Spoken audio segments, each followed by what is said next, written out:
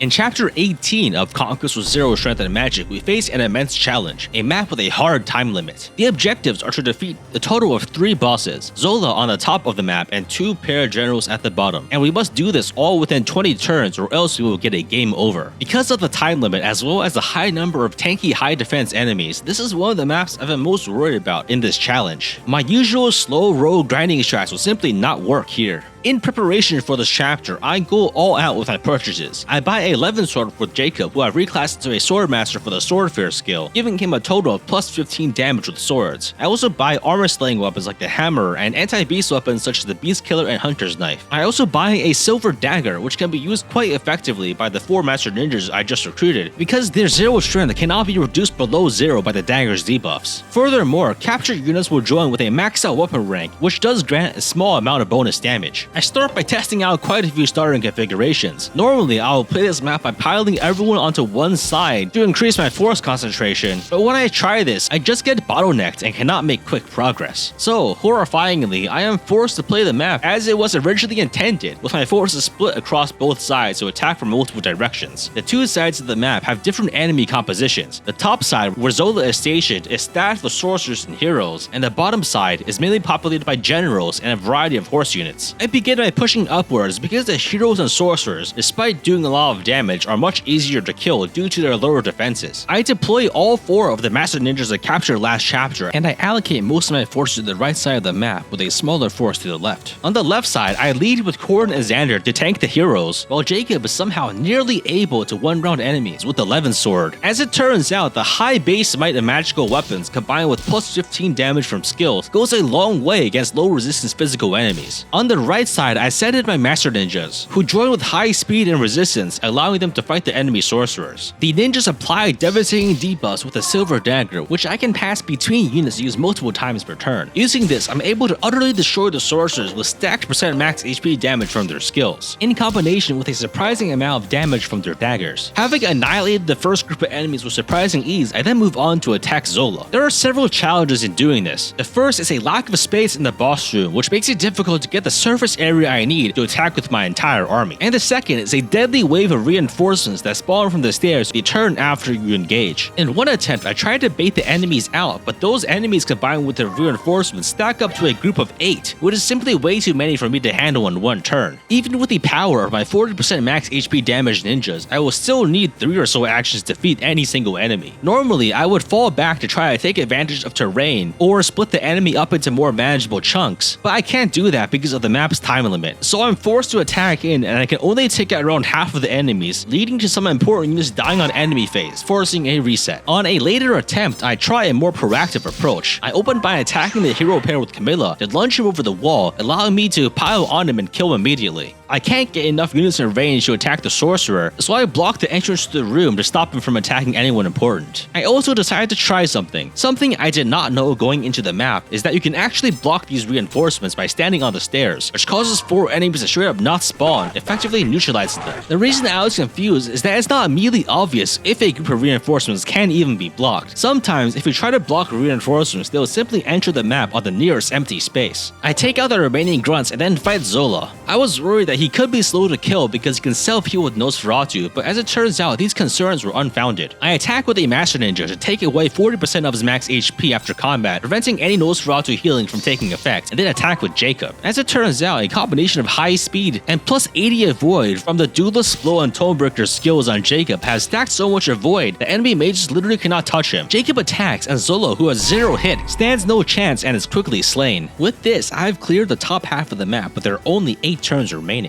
There is treasure on this side, but it's not really worth going for. There's an energy drop which I cannot use because stat boosters cannot increase my strength, and there's a master seal which is useless for me at this point in the game. So I move everyone to the bottom side of the map, which is full of cavaliers and generals, all of whom have high defense. But fortunately, I came prepared with effective weaponry. Sadly, the hammer and armor slayer underperform because the enemy generals still have way too much defense. The anti-cavalry weapons do better, but even they pale in comparison to the sheer amount of damage that my master ninjas do, because their percent HP damage which scales with the enemy's high HP. But even the Master Ninjas are outshined by an unexpected competitor. Jacob hits like a truck with 11 sword and plus 15 damage from skills. And unlike Poison Strike, his damage can actually kill enemies. I then decide to immediately go for the remaining bosses, which are a pair of incredibly tanky generals. Their stats are no joke. They have incredibly high defense, making it difficult to kill them quickly, and they also deal a lot of damage on the counterattack, making attacking with squishier or damaged units much more risky. And to add the cherry on top, they also have Wary Fighter, meaning that you cannot double them. At this point, there's only a few turns left, giving me barely enough time to heal my units. I set things up by enemy phasing the generals with a Master Ninja, applying his dagger debuff and activating Grizzly Wound, reducing the general's strength and chucking him for 20% of his HP. This aggroes all of the remaining enemies and causes generals and cavaliers to spawn from the stairs. I'm able to block the cavalry by placing Corrin at the bottom of the map, and the reinforcements fortunately spawn too far away to reach me this turn. With this, I have everyone in range to attack. With the strength debuff from my dagger and the enemy silver weapon, the enemy general has lost strength to the point where my Master Ninjas can easily attack without being one-shot, allowing me to hit him for 40% of his HP twice in a row. Now I have taken away all of the boss's health entirely with after combat effects, leaving him with only 2 HP, and then attack with Moser to peel off the shield gauge, and deal the last tiny sliver of damage with an Armor Slayer from Xander. This handles the first general, but there is still the second general. I have to take him out immediately to not lose units on the counterattack. Unfortunately, the bottom general has not been debuffed, meaning that I cannot attack safely with my remaining Master Ninjas as they would die on the counter. So I decided to go all in and move Corrin away for blocking the enemy reinforcements to attack the general with their Dragonstone. Corrin at this point does not have Draconic Hex yet, but is only a few XP points away from leveling up.